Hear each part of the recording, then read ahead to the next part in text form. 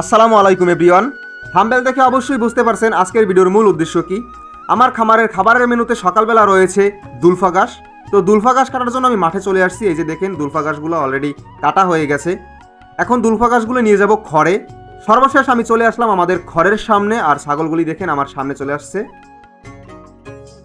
ওদেরকে আমি ঘাসগুলি খড়ে দিতেছি। দেখুন ওরা কিন্তু এক পাশ থেকে খাইতেছে আর আমি এক পাশ থেকে ঘাসগুলো দিতেছি। ওরা কিন্তু এই ঘাসগুলো খুব স্বাদ করে খায়, আর এই দুলফা ঘাস কাইটে এনে দিলে ওরা কখনো বাঁচে না। যতগুলো ঘাস দিবেন ততগুলো ঘাসই ওরা খেয়ে ফেলবে।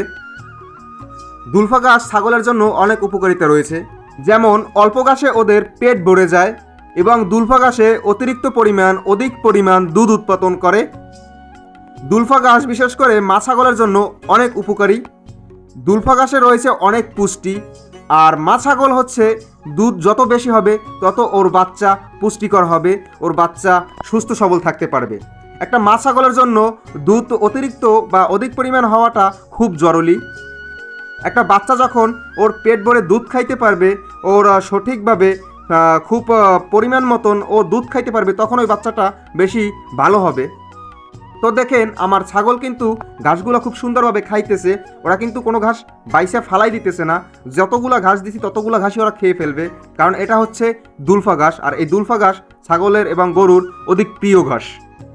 তো আপনারা যে যেখান থেকে দেখছেন আমার চ্যানেলে একটা সাবস্ক্রাইব করে যাবেন এবং আমার চ্যানেলে লাইক করে যাবেন, কমেন্ট করে যাবেন, শেয়ার করে যাবেন। ধন্যবাদ। আবার দেখা হবে সামনের ভিডিওতে। খুদা হাফেজ।